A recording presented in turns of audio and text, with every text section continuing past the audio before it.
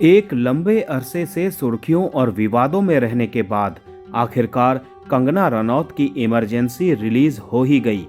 Film को लेकर लंबे समय से ये भी कयास लगाए जा रहे थे कि ये एक एजेंडे वाली फिल्म होकर किसी खास विचारधारा को महिमा मंडित करेगी, मगर जब आप फिल्म देखते हैं तो ये आशंका निराधार साबित होती है।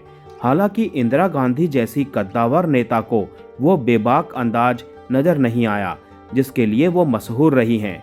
कंगना रनौत लिखित, निर्देशित और अभिनीत इस फिल्म में देश की पूर्व प्रधानमंत्री इंदिरा गांधी के जीवन काल के वो ऐतिहासिक और विवादास्पद फैसले हैं जो भारत ही नहीं बल्कि इंदिरा के जीवन के लिए भी निर्णायक साबित हुए थे।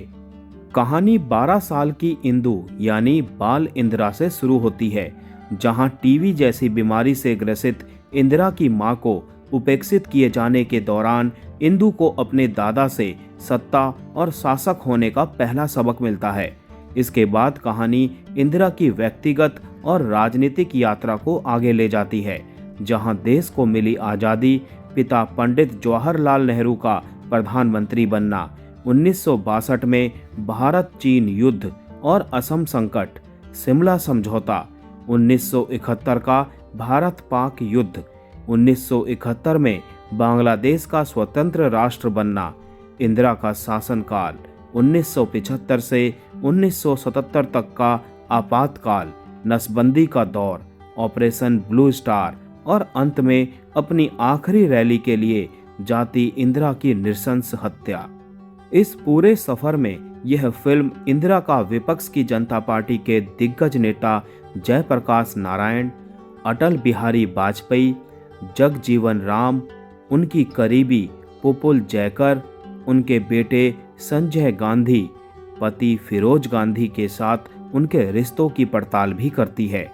कहानी इंदिरा के अंदरूनी दानव से होने वाले द्वंद्व को भी दर्शाती है। सभी जानते हैं कि 15 अगस्त 1975 में पड़ोसी मुल्क बांग्लादेश के शेख मुजीबुर रहमान के संपूर्ण परिवार को मारकर तख्ता पलट कर दिया गया था। तो क्या वही नरसंहार था जिसने इंदिरा को अपने परिवार की सुरक्षा के मद्देनजर इमरजेंसी लागू करने के लिए प्रेरित किया, या फिर यह फैसला उन्होंने गद्दी से बाहर किए जाने की एवज में लिया? इमरजेंसी के काले अध्याय और नसबंदी के फैसलों को लागू करने में इंदिरा गांधी का हाथ था या फिर उनके बेटे संजय गांधी का? ऐसे कई विवादास्पद फैसलों को जानने के लिए आपको इमरजेंसी देखनी चाहिए। इसमें कोई दो राय नहीं कि इंदिरा गांधी जैसी कद्दावर राजनीतिक पर्सनैलिटी पर फिल्म बनाना बहुत टेढ़ी खीर था, मगर लेखक निर्देशक के रूप में कंगना ने यह दुस्साहस किया। उन्होंने इंदिरा गांधी के मानवीय पहलू पर ज़्यादा जोर दिया है। इंदिरा के डोमिनेटिंग लीडरशिप और बेबाक छवि के विपरीत ये दिवंगत प्रधानमंत्री की मनोवैज्ञानिक और भावनात्मक जटिलताओं पर जोर देती है। फिल्म का नाम चूंकि इमरजेंसी है तो दर्शक ये उम्मीद लेकर जाता है कि पूरी फिल्म उस काले अध्याय पर आधारित होगी, मगर आपातकाल फिल्म का एक छोटा सा हिस्सा मात्र है। बाकी फिल्म इंदिरा के पर्सनल और पॉलिटिकल कैरियर पर बेस्ड है जो लोगों को खल सकती है। हालांकि लेखक निर्देशक के रूप में कंगना ने देश की प्रतिष्ठा प्राप्त और ध्रुवीकरण करने वाली हस्तियों का बेबाक चित्रण किया है, मगर कुछ दृश्य जरूर ओवर द टॉप लगते हैं। पूर्व प्रधानमंत्री के संपूर्ण जीवन काल को फिल्म में समेटने की कोशिश में कहानी कहीं कहीं अब्रप्ट लगती है।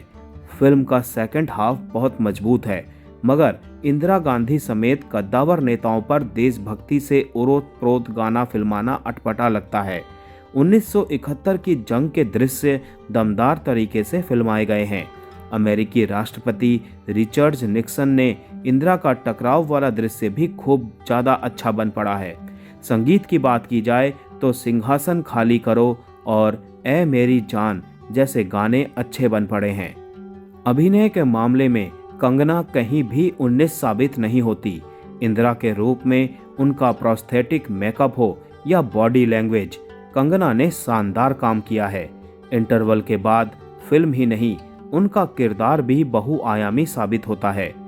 जयप्रकाश नारायण के रूप में अनुपम खेर प्रभावी साबित हुए हैं।